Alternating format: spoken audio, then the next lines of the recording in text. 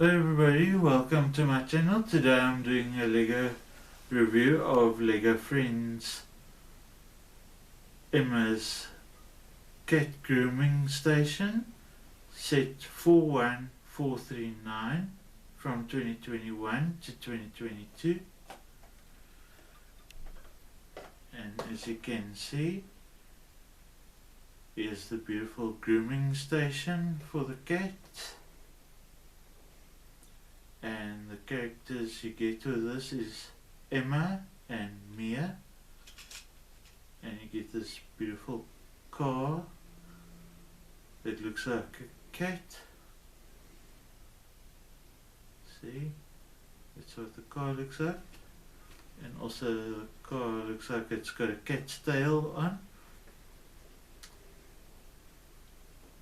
And there's Mia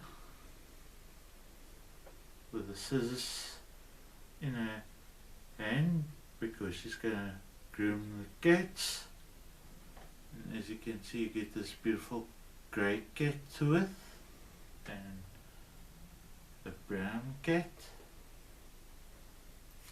And I bought this in 2022 at Toys R Us in Port Elizabeth, South Africa.